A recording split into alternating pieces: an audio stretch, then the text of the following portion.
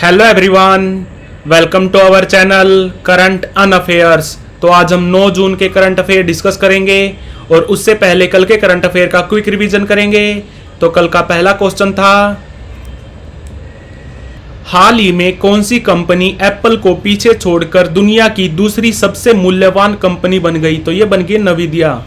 ये American software company है। ये बनी थी 1993 में। इसने पीछे छोड़ दिया है एप्पल को। एप्पल बनी थी 1 अप्रैल 1976 को। और सबसे मूल्यवान कंपनी कौन सी है? तो वो है माइक्रोसॉफ्ट। मूल्यवान मतलब यहाँ पे बात हो रही है मार्केट कैपिटलाइजेशन की। और ये माइक्रोसॉफ्ट कंपनी बनी थी 4 अप्रैल 1975 को। इसके फाउंडर थे 2 बंदे, एक थे पॉल एलन और एक थे बिल गेट्स। अंतरराष्ट्रीय क्रिकेट में 600 छक्के लगाने वाले पहले बल्लेबाज कौन बन गए? तो ये बन गए हैं रोहित शर्मा। और इस लिस्ट में दूसरे नंबर पे हैं क्रिस गेल और तीसरे नंबर पे हैं पाकिस्तान के शाहिद अफरीदी। और अगर बात करें चौकों की तो सबसे ज़्यादा चौके लगाए हैं सचिन तेंदुलकर ने। हाल ही में यूपीआई को अपनाने वाला पहला दक्षिणी अमेरिकी देश कौन सा बन गया? तो ये बन गया पेरू। पेरू की कैपिटल है लीमा। और पहला कंट्री कौन सा था? पहला कंट्री था नेपाल। नेपाल ने सबसे पहले भारत के यूपीआई को अपनाया था। यूपीआई बना था 2016 में। इसको लॉन्च किया था एनपीसीआई ने, national payment corporation of India ने, जो बना था 2008 में। इसका हेडक्वार्टर है मुंबई में। और एनपीसीआई के अभी एमडी और सीईओ हैं दिलीप असबे। हाल ही में खगोल पर्यटन को बढ़ावा देने के लिए पहली नक्षत्र सभा का आयोजन कहां पर किया गया? तो ये किया गया मसूरी में। मसूरी को क्वीन ऑफ द हिल्स भी बोला जाता है, यानी कि पहाड़ियों की रानी बोला जाता है मसूरी को। और मसूरी में ही है लबासना यानी कि Lal Bahadur Shastri national academy of administration. और ये मसूरी कहाँ पर है? ये है उत्तराखंड में। और मसूरी में ही है जॉर्ज एवरेस्ट पीक भी है मसूरी में, ये भी याद रखना। हाल ही में किस स्पेस एजेंसी ने अर्थ केयर नामक उपग्रह लॉन्च किया? तो ये किया यूरोपियन स्पेस एजेंसी और जाक्सा ने मिलकर। जाक्सा बनी थी 2003 में और यूरोपियन स्पेस एजेंसी बनी थी 1975 में।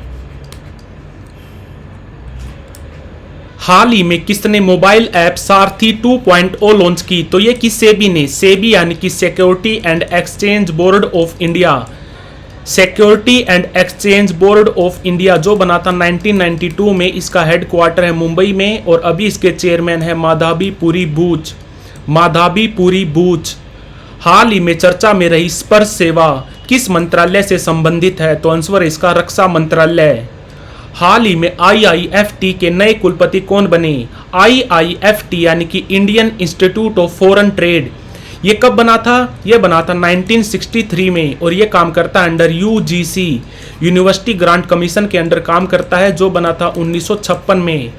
इसको बनाया था यूजीसी के फाउंडर हैं अबुल कलाम आज़ाद, जो भारत के पहले शिक्षा मंत्री थे। तो अभी अभी आईआईएफटी के नए वाइस चांसलर बने हैं राकेश मोहन जोशी। हाल ही में नागी और नागती सेंचुरियों को अंतर्राष्ट्रीय वेटलैंड्स में शामिल कर लिया गया। ये कहाँ पर हैं? तो ये हैं बिहार में। बिहार में एक जिला है जमुई जिला। तो ये जमुई जिले में है। और अभी भारत में टोटल रामसर साइट हो गए हैं 82। पहले थे 80, ये 2 और ऐड हो गए हैं तो अब हो गए हैं 82। और रामसर कन्वेंशन इस पे साइन हुआ था 2 फरवरी 1971 को। इसीलिए 2 फरवरी को मनाया जाता है वर्ल्ड वेटलैंड्स डे, ये भी याद रखना। और ये रामसर जगह है ईरान में। तो बढ़ते हैं आज की वीडियो की तरफ। आज का पहला क्वेश्चन है, हाल ही में पीएनबी मेटलाइफ के नए सीईओ कौन बने?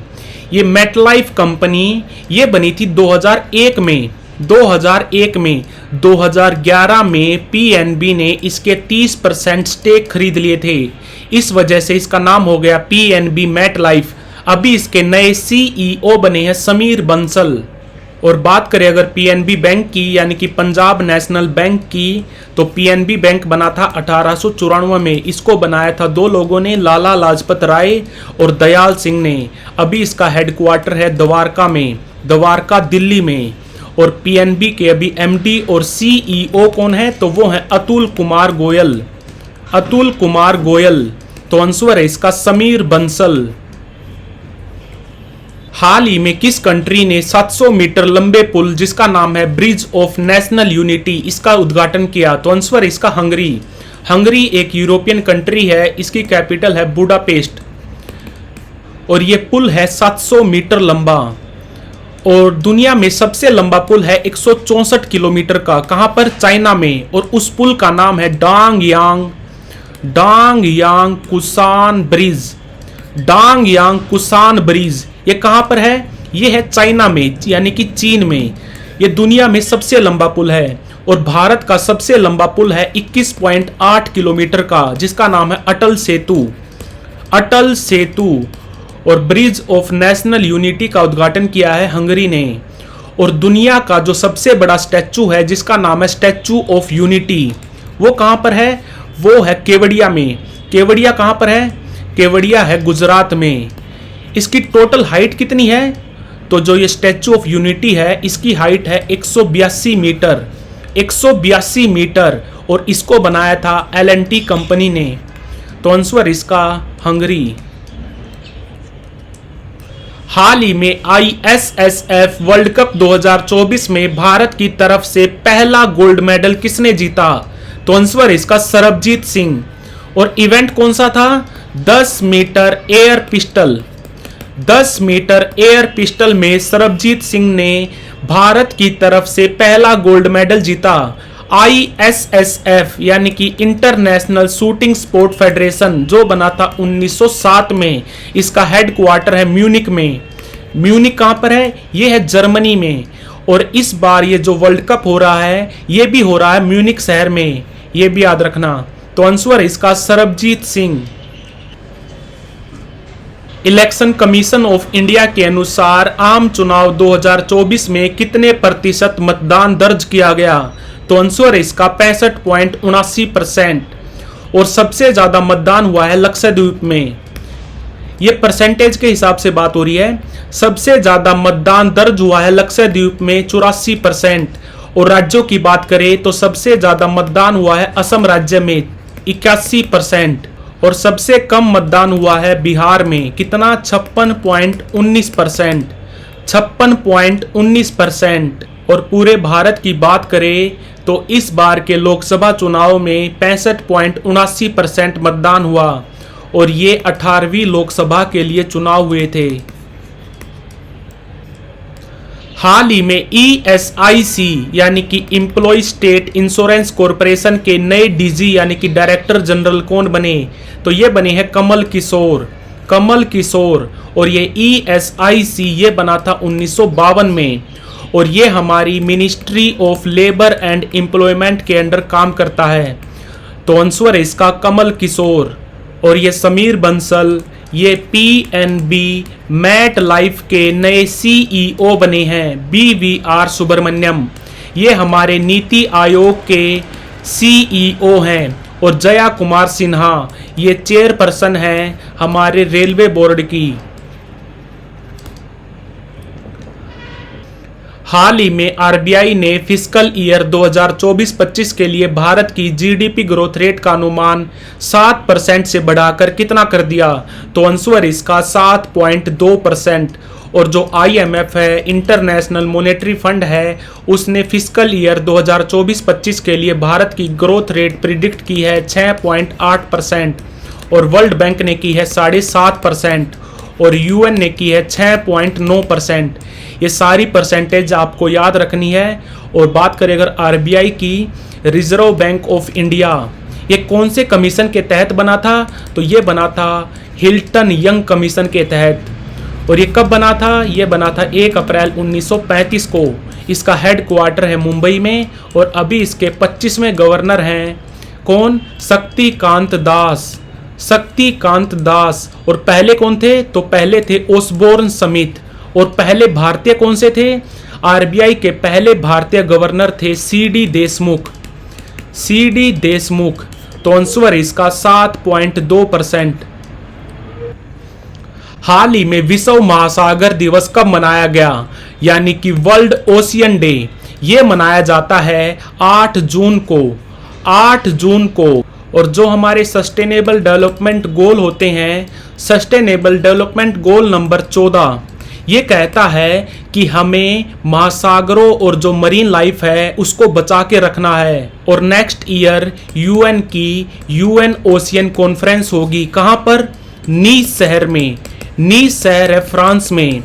और इस कॉन्फ्रेंस को होस्ट करेंगे 2 देश। कौन से? फ्रांस और कोस्टा रिका। फ्रांस और कोस्टा रिका। और ये यूएन ओशियन कॉन्फ्रेंस ये तीसरी बार होगी। पहली बार हुई थी 2017 में। कहाँ पर? न्यूयॉर्क में। और दूसरी बार हुई थी 2022 में। कहाँ पर? लिस्बन शहर में। लिस्बन है पुर्तगाल में। पुर्तगाल की कैपिटल है लिस्बन। और नेक्स्ट ईयर 2025 में होगी फ्रांस के नीस शहर में।